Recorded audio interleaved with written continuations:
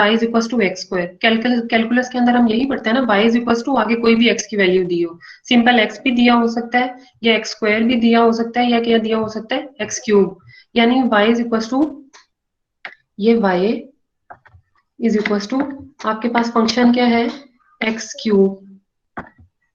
Cube plus 1।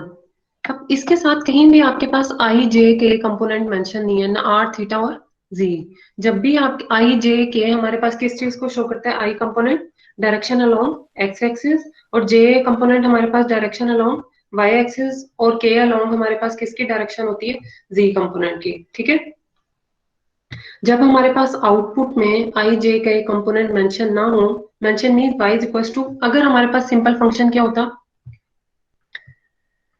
y is equal to X I plus 2y j कर लें। देखें अब इसके अंदर हमारे पास ये जो वाला फंक्शन है, ये वाला, इसके अंदर हमारे पास क्या मेंशन नहीं है, आई जे का कंपोनेंट, यानी आउटपुट जो है वो हमारे पास क्या है, स्केलर नंबर। जबकि नीचे वाले फंक्शन में y is equal to X I plus 2j, इसके अंदर हमारे पास फंक्शन क्या है, आउटपुट, जिसके अंदर आई जे के कंपोनेंट क्या है, मेंशन है। जब भी आउटपुट हमारे पास डायरेक्शन हो या कोई वेक्टर हो तो हमारे पास वो फंक्शन क्या कहलाता है, वेक्टर पॉइंट फंक्शन। और जब आउटपुट हमारे पास क्या हो, सिंपल स्केलर नंबर हो कोई भी जिसके अंदर डायरेक्शन मेंशन ना हो, वो हमारे पास क्या हो जाता है, स्केलर पॉइंट फंक्शन। आप समझ आ गई है इस बात की? जी मैम। जी मैम समझ ठीक आ है, गई।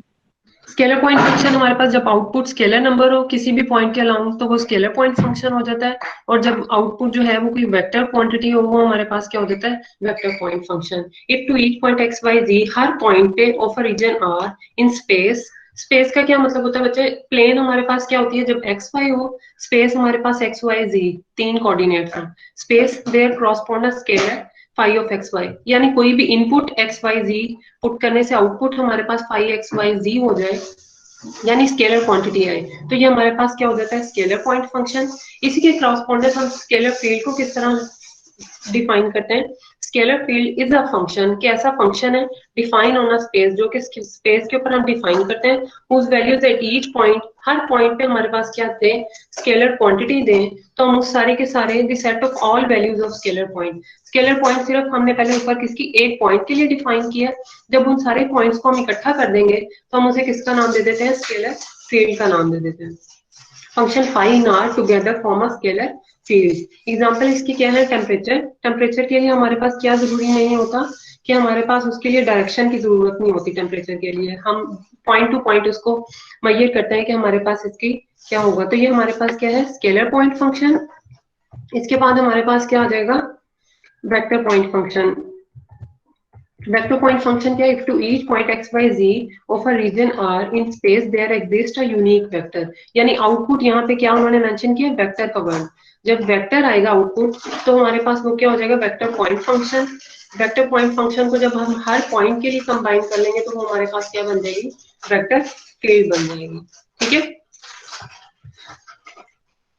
अब इसके बाद वेक्टर फील्ड, इसको मैथमेटिकली हम किस तरह लिखते हैं, ए एक्स वाई जी कोई भी डोमेन के पॉइंट्स हैं, इसके आउटपुट उन्होंने क्या है, ए वन एक्स वाई जी, यानी कोई भी वेक्टर है, इसे बोल्ड लेटर्स में लिख देंगे, ऊपर एरो, ये कंपोनेंट्स उसको शो करते हैं, a one x Y z plus a two x Y z a three, किसके कंपोनेंट है, ठीक है, कंपोनेंट है तो इसका क्या मतलब है कि हमारे पास ये वेक्टर है, वेक्टर के component A one A two A three, अगर आउटपुट कोई वेक्टर हो तो वो हमारे पास क्या हो जाएगी, वेक्टर फील्ड।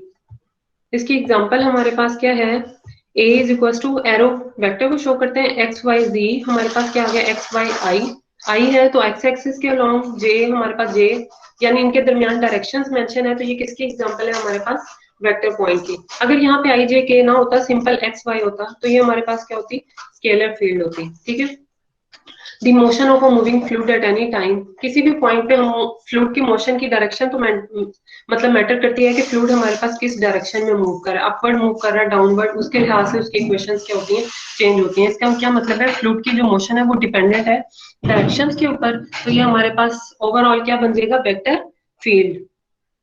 अब थर्ड क्या है हमारे पास, the set of tangent vector of a curve c and set of normal vector. अच्छा, अब जो टेंजेंट वेक्टर है, हमने इसे कैलकुलस में किस तरह पढ़ा हुआ है कि हमारे पास किसी भी कर्व की अगर आपने डायरेक्शन करनी है फाइंड, हमने इधर किसी भी कर्व की हमने डायरेक्शन फाइंड करनी है तो हम इसे क्या सिंपल फंक्शन का क्या ले लेते हैं, डेरिवेटिव ले लेते हैं। वो हमारे पास क्या हो जाता है, टेंजेंट अलोंग दी टेंजेंट यूं, ठीक है। प्लेन के अंदर एक्स वाई जी, प्लेन के अंदर हम डायरेक्शन किस तरह या कर्व की डायरेक्शन किस तरह फाइंड करते हैं, जो भी फंक्शन y दिया होता है हम उसका क्या ले लेते हैं, डेरिवेटिव ले लेते हैं। तो वो हमारे पास क्या हो जाती है, कर्व की डायरेक्शन या along the tangent, her point पे हम क्या लेते हैं, डेरिवेटिव लेते हैं। तो वो डेरिवेटिव हमें बेसिकली क्या दे देते हैं, टेंजेंट। और टेंजेंट हमेशा किसके अलोंग होता है, अलोंग दी कर्व होता है। समझ आ गई इस बात की? जी मैम। सबको आ गई है वापी? यस मैम, आ गई। अच्छा, जी मैम। चलिए। अब जब हम थ्री डायमेंशंस में मूव करते हैं, देखिए बच्चे हमारे पास अब दो तरह के डेरिवेटिव होते हैं, क्या है, एक ordinary derivative D Y by D X. ये कब होता है, जब हमारे पास एक इंडिपेंडेंट वेरिएबल होता है और मतलब एक इंडिपेंडेंट वेरिएबल होता है, डिपेंडेंट भी हमारे पास क्या होता है, एक ही होता है। उसके लिए हम उसे किसका नाम देते हैं, ये डी के वर्ड यूज करते हैं, डेरिवेटिव यानी ऑर्डिनरी डिफरेंशियल। लेकिन जब फंक्शन जैसे z is equal to F of x Y, F writing लिखी हुई समझ आ रही, एफ ऑफ एक्स, जी यस। अच्छा एफ ऑफ एक्स वाई हो, तो हमने इसका जब दो इंडिपेंडेंट वेरिएबल हो तो उसके लिए हमें किसकी जरूरत पड़ती है, डेरिवेटिव की, पार्शियल डेरिवेटिव की। पार्शियल डेरिवेटिव का क्या मतलब है, पार्शियल, शोर आ रहा है।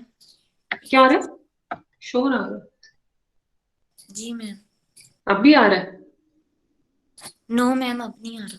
वो बस चाय बन रही थी।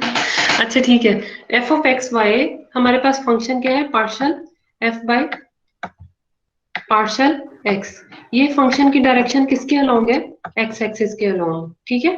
अब जब इसी फंक्शन का डेरिवेटिव हम y एक्सिस के अलोंग लेंगे तो हमारे y एक्सिस के अलोंग हम फंक्शन का डेरिवेटिव क्या हो जाएगा, partial F by partial y। यहाँ तक बात समझ आ गई? जब एक इंडिपेंडेंट वेरिएबल होता है, derivative with respect to X differential, और जब पार्शियल में हम मूव करते हैं तो वो किस लिए होता है, क्योंकि हमारे पास दो इंडिपेंडेंट वेरिएबल होते हैं, एक्स और वाई इंडिपेंडेंट वेरिएबल होते हैं, ठीक है। अब जब मैम दो को इंडिपेंडेंट, हाँ जी, मैम वेटिंग रूम में है, उनको एंटर कर लें, वो कह रहे हैं। क्या कर लूं? वेटिंग रूम में कुछ बच्चे हैं, उन्हें अलाउ कर दें क्लास में एंटर होने। अच्छा बच्चे, आइंदा से मैंने किसी को अलाउ नहीं करना, जिसने 5 मिनट के अंदर अंदर जिसने ज्वाइन किया वो ज्वाइन करेंगे, उसके बाद नहीं मैं करूंगी। लिंक मैं इंशाल्लाह जल्दी शेयर कर दूंगी, बल्कि आपको एक परमानेंट लिंक शेयर कर दूंगी जो हर वीक वही आपको सेव करेंगे, वो करेंगे। मैम ऐसे अगर नेट का इश्यू हो गया दरमियान में तो फिर उसका लेक्चर जाता रहेगा। कुछ नहीं होता, वो जिनका नेट का इशू होता है उन्होंने वैसे भी नहीं पढ़ना होता। नहीं मैम, ऐसी बात नहीं है। अच्छा ठीक है, देखिए आप फिर बार बार सब करते रहेंगे। चलिए मैं इसकी सेटिंग चेंज कर दूंगी, ऑटो ज्वाइन होता रहेगा।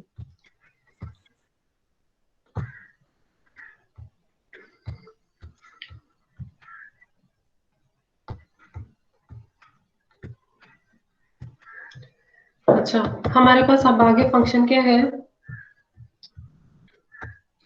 जब हमारे पास एक इंडिपेंडेंट वेरिएबल हो तो हम उसे डी वाई डिफरेंशियल ये वाले ले लेते हैं, और जब दो इंडिपेंडेंट वेरिएबल हो तो हमारे पास फंक्शन क्या आ जाता है, partial F by partial x और partial F by partial Y.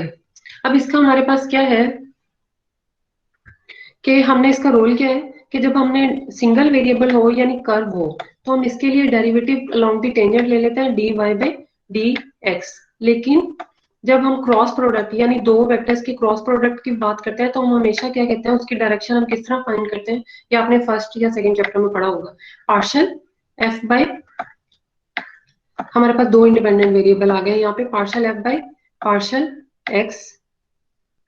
इसका जब क्रॉस प्रोडक्ट लेंगे बच्चे, दो क्रॉस जब दो वेक्टर्स का क्रॉस प्रोडक्ट बनता है तो वो उसके क्या आता है हमारे पास, ए क्रॉस बी हमें क्या चीज देती है,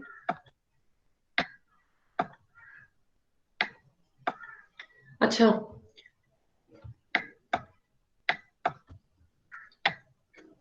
ये n हमारे पास a क्रॉस b जब हम फाइंड करते हैं तो हमारे पास ऐसा प्लेन आता है जो परपेंडिकुलर होता है ना,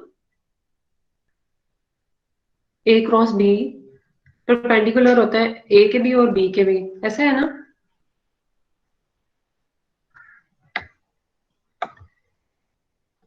ये नीचे y आना है, partial f by partial y, और इसका हम मैग्नीट्यूड ले लेते हैं पार्शियल, ये नीचे वाले का दोबारा हम मैग्नीट्यूड ले लेते हैं। अब जब हमने डेरिवेटिव अलोंग द कर्व लेते हैं तो वो हमें अलोंग द टेंजेंट डेरिवेटिव यानी उसकी डायरेक्शन बताता है।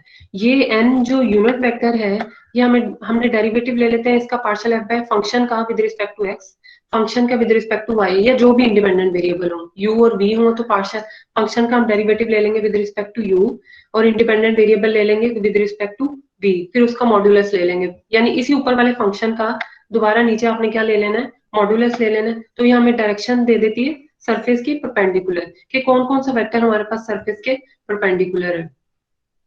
अब ये मैं क्यों बता रही हूँ कि हमारे पास फंक्शन क्या है यहाँ पे, the set of tangent vectors of a curve c, कि जितने भी टेंजेंट वेक्टर का सेट है, टेंजेंट वेक्टर में क्या चीज इंपॉर्टेंट होती है, direction along of a curve c. किसी भी कर्व सी में जो टेंजेंट वेक्टर्स होते हैं वो हमारे पास किसको, डायरेक्शन को शो करते हैं। इसका क्या मतलब, डायरेक्शन इंपॉर्टेंट होती है, इसका क्या मतलब है, वो हमारे पास क्या है, वेक्टर पॉइंट फंक्शन है या वेक्टर फील्ड है। And set of normal vectors, normal vectors किसी भी सरफेस का कैसे आते हैं, उस फंक्शन का हम डेरिवेटिव लेते हैं जितने इंडिपेंडेंट वेरिएबल हो उसके हिसाब से, फिर उसके नीचे मैग्नीट्यूड आ जाता है, तो वो हमारे पास किसका, हमें क्या देती है, नॉर्मल वेक्टर्स देती है। ठीक है, टेंजेंट वेक्टर्स का हम सिंपल क्या ले लेते हैं, डेरिवेटिव फंक्शन का ordinary derivative df by dx।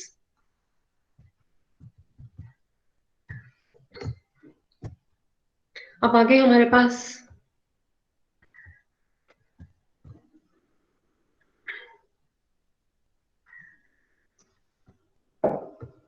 अच्छा बच्चे देखें, अगर कोई फंक्शन है partial f by partial x,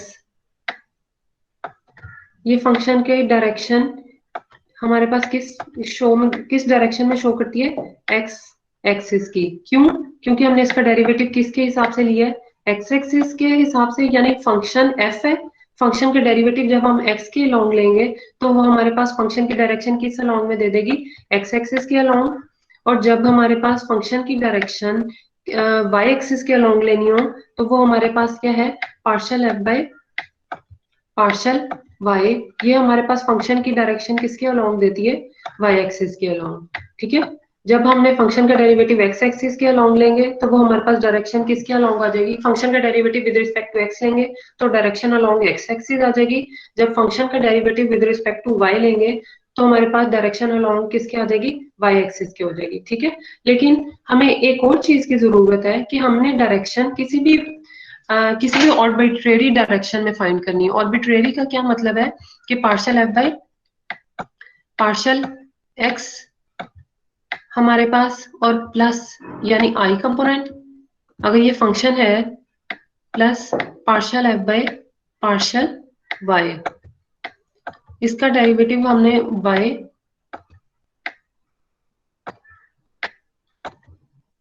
अब इसकी हमने डायरेक्शन फाइंड करनी है। हमें नहीं पता ये वेक्टर हमारे पास एक्स एक्सिस के अलोंग कितना जाएगा और वाई एक्सिस के लिए अलोंग हमारे पास किस किस जाएगा।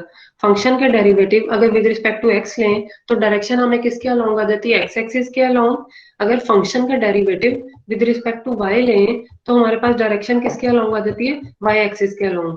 लेकिन अगर हमने किसी भी ऑर्बिट्रेरी डायरेक्शन में, के ऑर्बिट्रेरी मींस ना एक्स एक्सिस के अलोंग हो ना वाई एक्सिस के, कहीं भी सेंटर में कोई पॉइंट हो जिसके अलोंग, जिसमें एक्स एक्सिस भी इन्वॉल्व हो, वाई भी, जी भी, तो उसके लिए हम किस तरह फंक्शन को वो लेंगे, यानी उसके डायरेक्शन को फाइंड करेंगे। हम उसके लिए क्या यूज करते हैं, डायरेक्शनल डेरिवेटिव यूज करते हैं। अब डायरेक्शनल डेरिवेटिव किसका स्पेसिफिक है, ग्रेडियंट का। ग्रेडियंट के अंदर क्या है, ये देखें, ये ग्रेडियंट के अंदर हमारे पास direction along x axis i component, direction along y axis j component, और direction along z axis k, यानी ऑर्बिट्रेरी डायरेक्शन के अलोंग हम इसे किसकी मदद से सॉल्व कर सकते हैं, ग्रेडियंट की मदद से या डायरेक्शनल डेरिवेटिव। किसी भी फंक्शन की किसी भी वेक्टर के अलोंग हम ऑर्बिट्रेरी वेक्टर के अलोंग डायरेक्शन किसकी मदद से फाइंड कर सकते हैं, डायरेक्शनल डेरिवेटिव की। अब डायरेक्शनल डेरिवेटिव क्या है, सिंपल यही है, क्या है, ग्रेडियंट। ग्रेडियंट को हम किस तरह डिफाइन करते हैं, del del operator is equal to partial by partial x. अगर यहाँ पे एफ होता है डेल के साथ एफ, तो ये partial f by partial x, यानी फंक्शन का derivative with respect to x, function का derivative with respect to y, और फंक्शन का derivative with respect to z. अब बताएं ये समझ आ गई? बेशक मैसेज ही कर दिया करें अगर बाकी लोगों ने नहीं बोलना। समझ आ गई है इस बात की? आ गई है। जी मैम आ गई है। यस मैम, आ गई है। ठीक है। अब क्या है, the symbol delta called delta और nabla is used to symbolise del operator. क्या चीज किस लिए यूज करते हैं? इसे शो करने के लिए डेल ऑपरेटर को, ये वाला साइन। ठीक है। अब इसके बाद it is only applied as defined derivative in one dimensional derivative on one dimensional function, and for dimensions it may be applied or partial derivatives on the function. The del operator is not a particular operator, but when we applied it on a scalar point, अब ये देखें यहाँ पे अब दो function है। Scalar point का क्या मतलब है? जिसके साथ हमारे पास क्या चीज मेंशन नहीं है? डायरेक्शन नहीं है, आई जे के कंपोनेंट। ठीक है। और वेक्टर पॉइंट हमारे पास कौन सा फंक्शन है जिसके साथ हमारे पास डायरेक्शन मेंशन हो, आई जे और के कंपोनेंट। अब जब हमारे पास फंक्शन क्या होगा? सिर्फ स्केलर पॉइंट होगा। स्केलर पॉइंट, अब याद रखें उसके साथ आई जे का कंपोनेंट नहीं है। आउटपुट हमेशा क्या है? स्केलर नंबर है। Scalar number X cube Y उसको कह रही हूँ। उसको हम जब डिफाइन करेंगे हम उसको क्या कह देते हैं? ग्रेडियंट ऑफ एफ या ग्रेड एफ। किसके इक्वल है? डेल फाई के इक्वल है। जब हमारे पास फंक्शन जो है वेक्टर पॉइंट हो, vector point means i j component, i j k component, तो हम उसका डॉट प्रोडक्ट भी ले सकते हैं और क्या ले सकते हैं?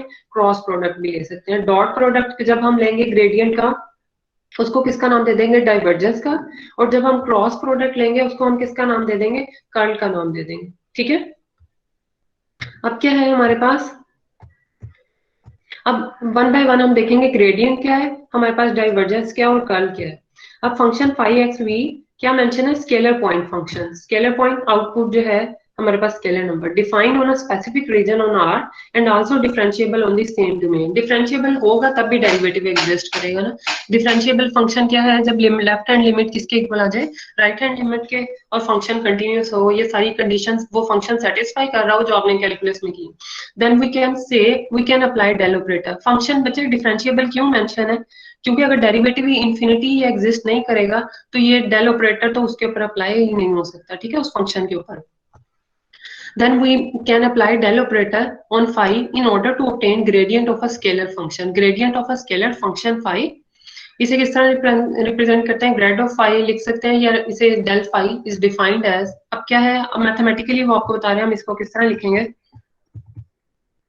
डेल फाई पार्शियल बाय, ये डेल की definition, partial by partial x I plus partial by partial y j partial by partial z k. Phi del operator दोनों के ऊपर हमारे पास सिंपल फंक्शन के साथ अंदर अप्लाई हो जाएगा। It is noted that del phi define a vector field. Vector field आप किस तरह डिफाइन करती है? किसी भी स्केलर पॉइंट पे जब हम ग्रेडियंट अप्लाई कर देंगे तो आंसर क्या आएगा हमारे पास? Vector field. ठीक है, i j k component also del phi is equal to 0 if and only if phi is a constant. जाहिर है कांस्टेंट का डेरिवेटिव हमारे पास क्या होता है? 0 होता है। जब भी वो फाई वेरिएबल होगा एक्स वाई जी तो हमेशा डेरिवेटिव कोई ना कोई एग्जिस्ट कर जाएगा। ठीक है, अगर वो 0 है, सिर्फ कांस्टेंट का डेरिवेटिव हमारे पास क्या होता है? 0। तो ये यानी कांस्टेंट 3 to 4 जो भी 3 4 5 जो भी ले लें उसका डेरिवेटिव लेंगे तो हमारे पास क्या आ जाता है? 0। तो सिर्फ जब ग्रेडियंट ऑफ फाई 0 आएगा इसका क्या मतलब है? फाई आपके पास क्या है? कांस्टेंट।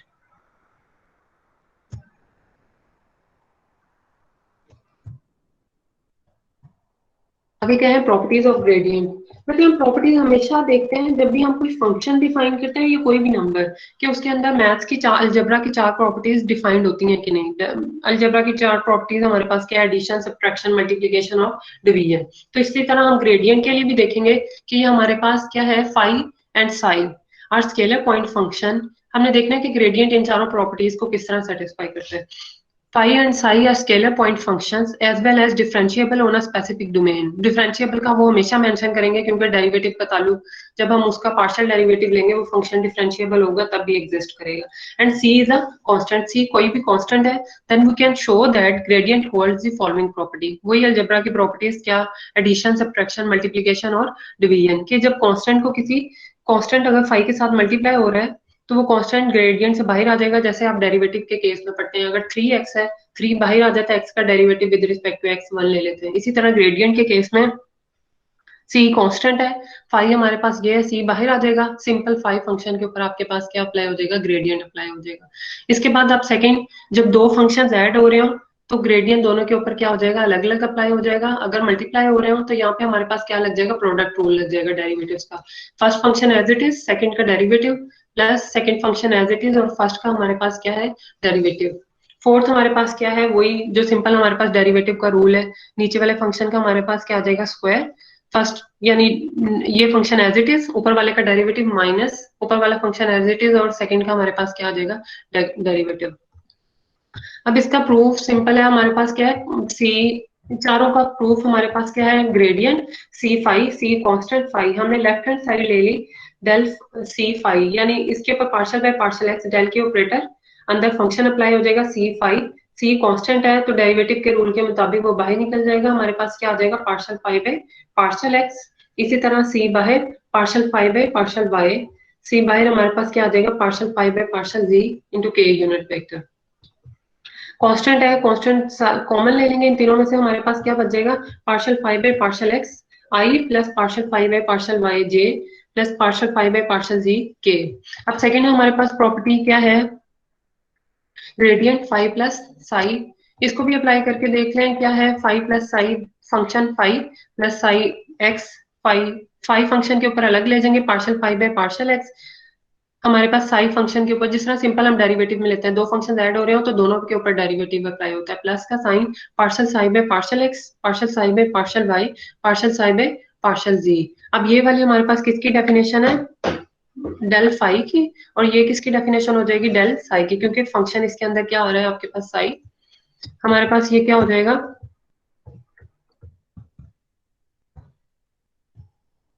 डेल फाइव बाई, इसी तरह हमारे पास दो फंक्शन मल्टीप्लाई मल्टीप्लाई जब हो रहे होंगे तो सिंपल हम इनका डेरिवेटिव वैसे ही प्रोडक्ट रूल लगा के लेंगे।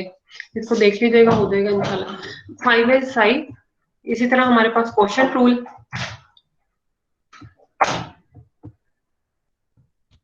अब डायरेक्शनल डेरिवेटिव को उन्होंने मेंशन किया है, ग्रेडियंट सिंपल हमारे पास किस तरह हम उसे डिफाइन करते हैं, partial by partial x, partial by partial y, partial by partial z. अब उसका आगे हमारे पास क्या आ रही है, application, the procedure to determine the derivative in a specific direction other than the coordinate axis. Coordinate axis means x Y z या आर थीटा, जो भी हमारे पास स्फेरिकल कोऑर्डिनेट्स जितने भी आपके पास हों, लेकिन हम जनरली किस में बात करते हैं, एक्स वाई जी में। कोऑर्डिनेट एक्सिस के अलावा हम किसी और डायरेक्शन में अगर डेरिवेटिव फाइंड करना हो तो हम उसके लिए क्या वर्ड यूज करते हैं, डायरेक्शनल डेरिवेटिव का नाम देते हैं। और इसके हमारे पास क्या है, let phi be a scalar point function defined on a specific region on R and also differentiable on the same domain.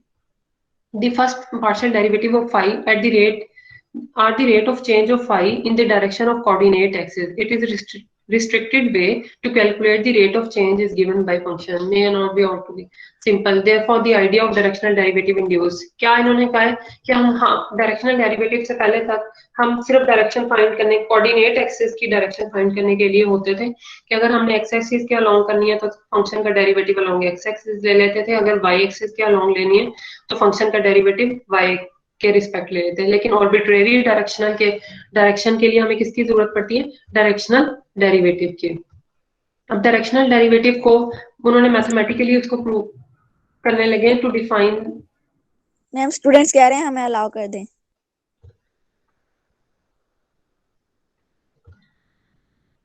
ठीक है स्टूडेंट,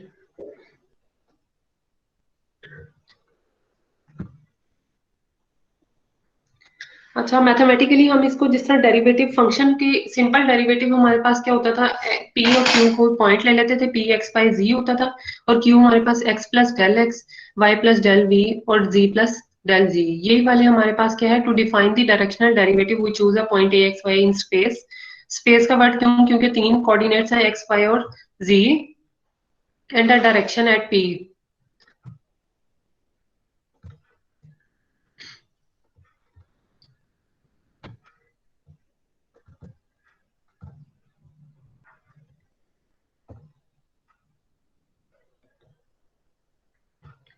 ठीक है, इसके denoted by a point b, उसे ए पॉइंट से शो कर दिया और इसको बी पॉइंट से, बी पॉइंट के कोऑर्डिनेट क्या है, space and the direction at p given by unit vector ए। अब क्या है, ये क्या कह रहे हैं कि हमने कोई भी पॉइंट है उसके यानी फंक्शन है उसकी डायरेक्शन हमने किसके अलोंग फाइंड करनी है, यूनिट वेक्टर ए की। तो हम मैथमेटिकली बस ये देख रहे हैं कि हम उसको कैसे लिखेंगे। फंक्शन हमारे पास ए है, उसका पॉइंट क्या ले लिया बी, इनके दरमियान along the unit vector a हमने इसकी क्या डायरेक्शनल डेरिवेटिव फाइंड करना है along the unit vector a. ठीक है, the value of the given scalar function phi of x y plus del x, ये मैथमेटिकल वो है phi of p prime minus phi of p. कोई भी function है हमारे पास, हमने क्या फाइंड करना है, partial along the unit vector ए जिसके कोऑर्डिनेट्स हमारे पास क्या है, यानी डेल एस किसके इक्वल होता है, del x plus del y plus del z. हमने उसको किसका नाम दे दिया, हम यानी क्या कह रहे हैं, हमने डेरिवेटिव अलोंग पार्शियल एस लेना है। एस मतलब पैरामीटर है जो कि डिपेंडेंट है किसके, एक्स वाई जी के ऊपर। फाई फंक्शन किसके ऊपर है हमारे पास डिपेंडेंट, फाई जो है वो कोऑर्डिनेट है, फाई के कोऑर्डिनेट्स क्या थे, एक्स वाई जी, लेकिन हमने उसका डेरिवेटिव किसके रिस्पेक्ट से ले रहे हैं, एस, क्योंकि वो एस के अंदर हमारे पास क्या है, डेल एक्स डेल वाई और डेल जी। तो हमारे पास फंक्शन किस तरह हो जाएगा, चेन रूल के मुताबिक partial phi by partial x s, लेकिन फाई जो है वो किसके फंक्शन है, एक्स वाई और जी के। तो हमारे पास फंक्शन क्या हो जाएगा, partial phi by partial x into d x by d s. Chain rule apply किया एक्स के लिए भी, वाई के लिए भी और जी के लिए भी। तो हमारे पास क्या हो जाएगा, partial phi by partial x अलग कर लेंगे और d x by d s, ये हमारे पास क्या आ जाएगा, del phi into d r by d s. अब ये हमारे पास, इसको हम किसका, अलोंग दी यूनिट वेक्टर, हम इसे क्या कह देंगे, ये हमारे पास डी आर, आर जो था वो हमारे पास कोऑर्डिनेट थे एक्स वाई जी, यानी पोजीशन वेक्टर था। ठीक है, पोजीशन वेक्टर का हम जब डेरिवेटिव ले लिया, since a cap hat is a unit vector, directional derivative of phi, के जब फंक्शन जो है वो किस डायरेक्शन में मूव कर रहा है, ए की डायरेक्शन में, तो हम उसको किस तरह सिंपल लेंगे, ए वेक्टर के डॉट प्रोडक्ट ले लेंगे। तो हमारे पास क्या आ जाएगा, is the component of del phi in the direction of unit vector. Unit vector बच्चे हम किस तरह निकालते हैं, जो भी वेक्टर दिया हो, पता है आपको, वेक्टर दिया हो उसको डिवाइड कर देना है उसके मैग्नीट्यूड से, तो वो हमारे पास क्या आ जाता है, यूनिट वेक्टर आ जाता है। अब सिंपल इसको हम किस तरह लिख लेंगे, डायरेक्शन ए यूनिट वेक्टर, यहाँ पे जो फंक्शन दिया होगा अगर उसे, यहाँ पे आपको वेक्टर कोई भी दिया हो सकता है, यहाँ पे उन्होंने जनरली बस ये लिख दिया जो वेक्टर मेंशन होगा कि इसके अलोंग डायरेक्शन फाइंड करें, तो हमने पहले उसका क्या फाइंड कर लेना है, यूनिट वेक्टर फाइंड कर लेना है, उसके बाद उसके ऊपर ऑपरेटर लगा देना। आगे एग्जांपल्स हैं फिर उसको देखिएगा आपको समझ आ जाएगी। डिडक्शंस क्या है, यानी इस थ्योरम से हमने क्या पता चला है, in particular if we use a cap hat has a direction of positive x axis, यानी उस वेक्टर की डायरेक्शन सिर्फ किसके अलोंग है, एक्स एक्सिस के अलोंग। तो सिंपल जिस तरह हम partial phi by partial x dot product था ना, del phi by dot a unit vector, यही था ना यहाँ पे,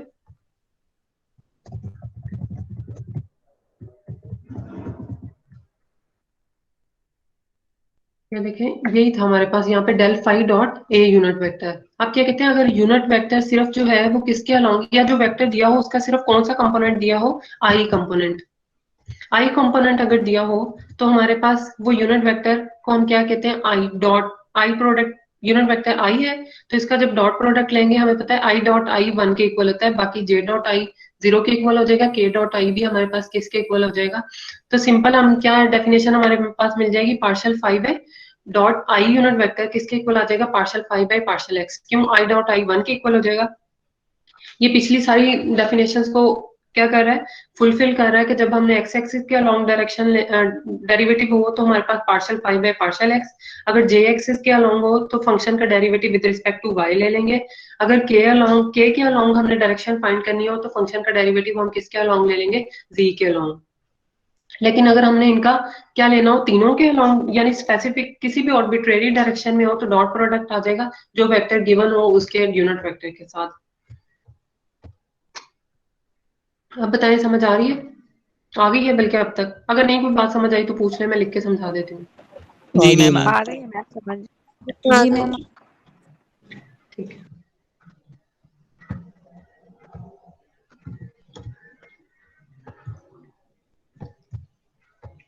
अब क्या है डायरेक्शनल डेरिवेटिव का हमारे पास थ्योरम, ये तो हमें पता है कि डेल फाई हमारे पास जब जो है show that the maximum value of directional derivative, हमें पता है कि जब हम दो डायरेक्शन का डॉट प्रोडक्ट लेते हैं वो किसके इक्वल होता है, a dot b, a b cos theta. वो मैक्सिमम कब होता है, जब उन दोनों की डायरेक्शन एंगल क्या होता है, कॉस थीटा 0 हो, यानी दोनों वेक्टर्स के हम पैरेलल हों तो cos 0 हमारे पास क्या आ जाता है, 1 आ जाता है।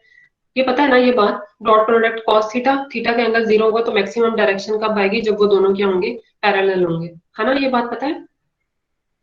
Yes ma'am. अच्छा, तो यही उन्होंने डायरेक्शनल डेरिवेटिव की थ्योरम में तीन डायरेक्शंस के लिए क्या कहा है कि जब वो डायरेक्शनल डेरिवेटिव उस वेक्टर के अलोंग होगा, मींस उन दोनों के दरमियान एंगल क्या होगा, 0, पैरेलल होंगे दोनों। मैथमेटिकली हम इसको किस तरह लिख रहे हैं, show that the maximum value of directional derivative of phi of x Y z is equal to the magnitude of phi of x Y जी।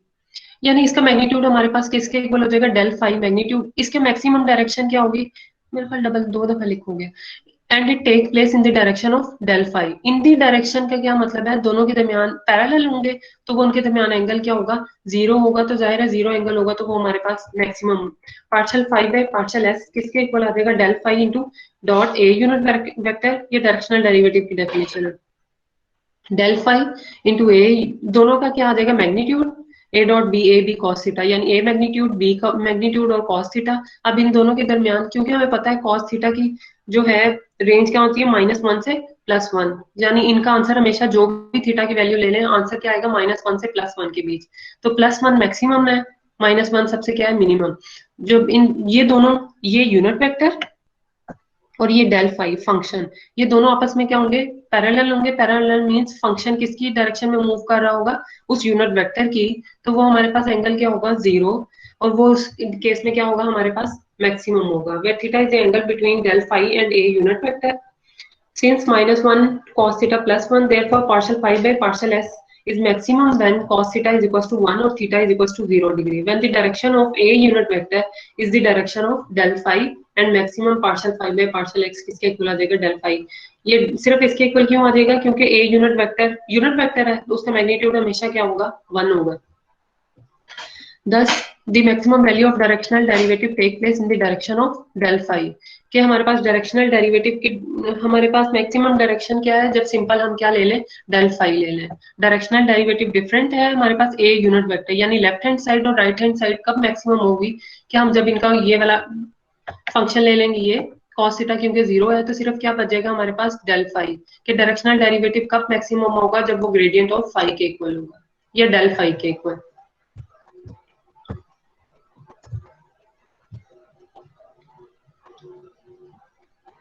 क्या है, ये भी हमें पता है कि cos 90 हमारे पास क्या होता है, 0, 90 का यह मतलब है दोनों वेक्टर्स आपस में क्या है, परपेंडिकुलर।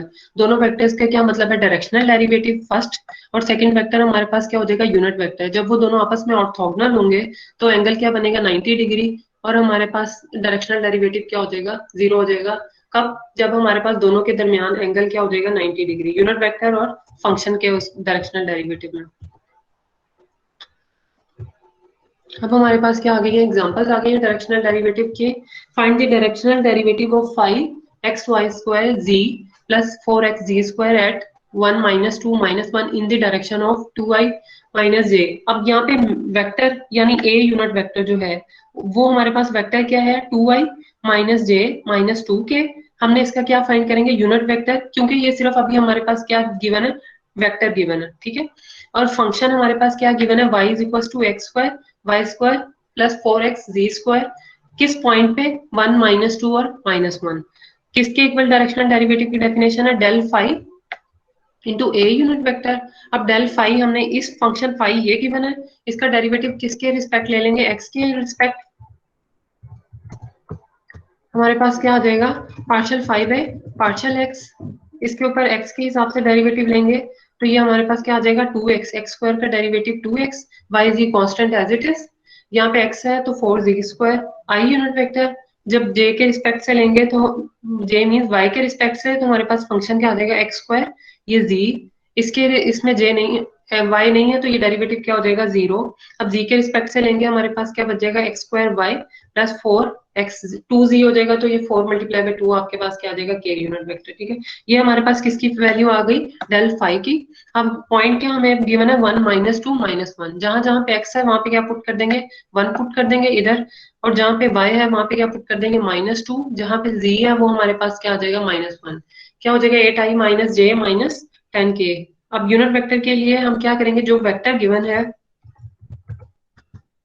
वो हमारे पास क्या हो जाएगा, ए यूनिट वेक्टर किसके इक्वल होता है, vector over vector magnitude. Vector हमारे पास क्या गिवन था, 2i माइनस जे माइनस 2 के। अब इसका मैग्नीट्यूड लेंगे, किस तरह लेते हैं, कोऑर्डिनेट्स का स्क्वायर और उसका स्क्वायर रूट। 2 का स्क्वायर 4, 1 प्लस 4 हमारे पास क्या हो जाएगा 8 प्लस 9। स्क्वायर रूट लेने के बाद 9 का क्या आ जाएगा हमारे पास 3। तो सब कंपोनेंट्स को अलग अलग 2/3i माइनस 1/3j 2/3 के यूनिट वेक्टर। तो हमारे पास रिक्वायर्ड डायरेक्शनल यूनिट वेक्टर क्या आ जाएगा 16 बाई, डॉट प्रोडक्ट लेना है, आई डॉट आई 1 के इक्वल जे डॉट जे 1 के इक्वल, और के डॉट के भी हमारे पास किसके इक्वल आ जाएगा 1 के। हमारे पास आंसर क्या आ गया 37/3। पॉजिटिव है, इसका क्या मतलब है कि फाई जो है इंक्रीजिंग इन दिस डायरेक्शन, कि अगर यूनिट वेक्टर की डायरेक्शन में फाई क्या कर रहा है, इंक्रीज कर रहा है। अगर इससे ऑपोजिट होता है, नेगेटिव आंसर आता है, तो हम क्या कहते हैं कि जो फंक्शन है वो opposite to unit vector move कर रहा है। क्योंकि इसके दरमियान हमारे पास क्या आता है कॉस थीटा, वो हमें डायरेक्शन बताता है कि वो किस, मतलब इन दोनों के दरमियान फंक्शन, दोनों वेक्टर्स के दरमियान क्या डायरेक्शन है। अब सेकंड फंक्शन है, क्या है, directional derivative 5 4x z cube minus, किस पॉइंट पे फाइंड करना है, आगे वेक्टर दिया हुआ है 2i minus 3j plus 6k। हमारे पास del phi dot a, del phi ले लिया, उसका आंसर ये आ गया। x के हिसाब से derivative 4z cube minus 6xy square, जो भी डेरिवेटिव वो सिंपल आप ले लें, partial f by partial x, partial phi by partial y, partial phi by partial z, इसको कैलकुलेट कर लेंगे। अब क्या, किस पॉइंट पे 2 1 माइनस 2, जहां जहां पे x है क्या पुट कर देंगे 2x कोऑर्डिनेट, जहां जहां पे y है क्या पुट कर देंगे -1, और जहां जहां पे z है वहां पे क्या पुट कर देंगे 2। हमारे पास आंसर क्या आ जाएगा 8i प्लस 24j। इसी तरह जो वेक्टर गिवन है उसका यूनिट वेक्टर निकाल लेंगे। यूनिट वेक्टर किसके इक्वल होता है, वेक्टर और वेक्टर का मैग्नीट्यूड। हमारे पास ये क्या आ गया, कैलकुलेट करने के बाद 376 ओवर 7। ये भी हमारे पास क्या है पॉजिटिव है, तो हम क्या कहेंगे फाई इंक्रीज कर रहा है यूनिट वेक्टर की डायरेक्शन में। अब आगे क्या है, in what direction from the point 2 1 minus 1 is the directional derivative of phi x square y z cube a maximum। ठीक है, एक मिनट, मैम बस बस बस थोड़ा सा और पढ़ना है, कल तक पढ़ लेंगे, फिर इंशाल्लाह कल लाइन इंटीग्रल स्टार्ट करेंगे। अच्छा ये अभी किसने कहा है बस, जी मैम मैंने बोला है। अच्छा जो जिसने भी बोला मुझे नाम नहीं नजर आ रहा। अच्छा ये बताएं कि ये ये सिर्फ स्टेटमेंट देख के बताएं, ये किस डायरेक्शन में मैक्सिमम होगा।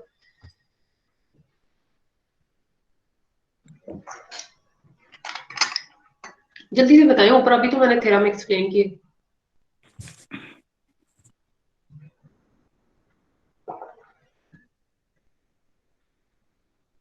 हम्म, दो वेक्टर्स कब मैक्सिमम होंगे। स्केलर पॉइंट फंक्शन है, हम्म, जब पॉजिटिव आएगा ना तो मैक्सिमम होगा। पॉजिटिव क्या, कॉस थीटा की वैल्यू तो -1 से +1 है।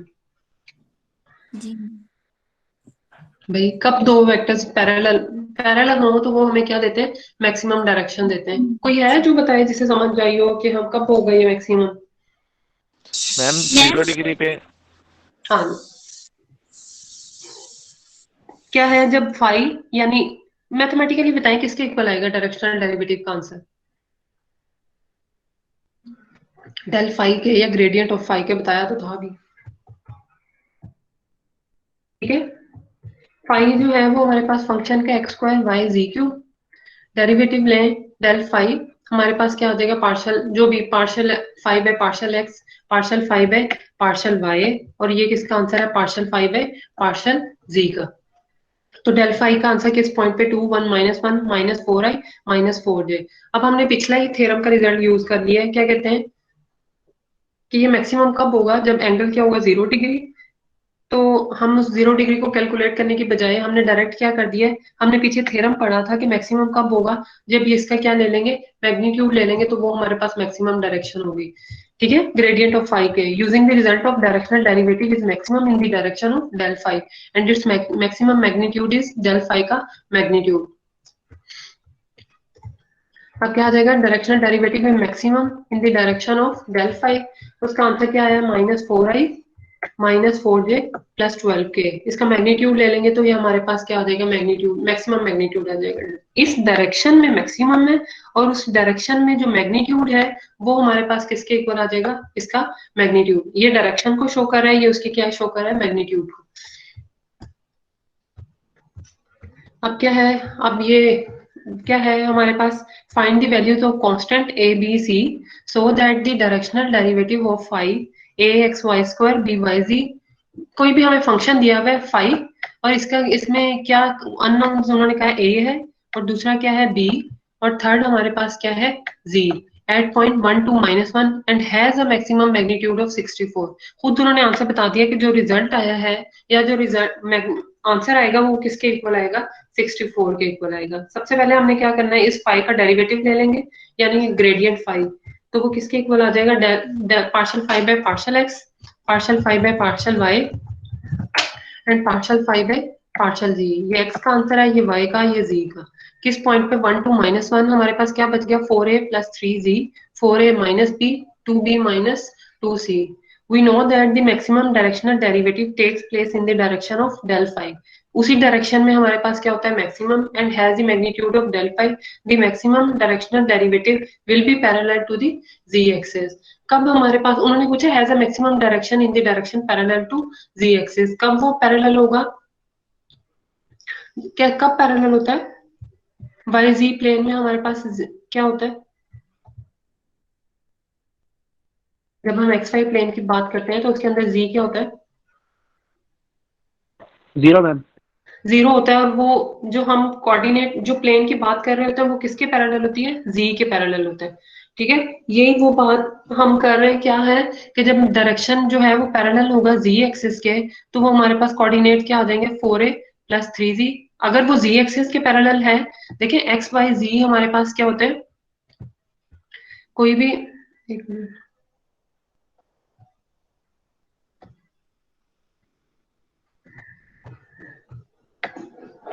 हाँ, ये x y और ये हमारे पास क्या है z। क्या कह रहे हैं, कोई भी मैक्सिमम किस डायरेक्शन में, पैरेलल टू z। अब कोई भी वेक्टर है जो पैरेलल है किसके, z के, तो इसका क्या मतलब है, वो परपेंडिकुलर है किसके, y के, और परपेंडिकुलर किसके है, x के।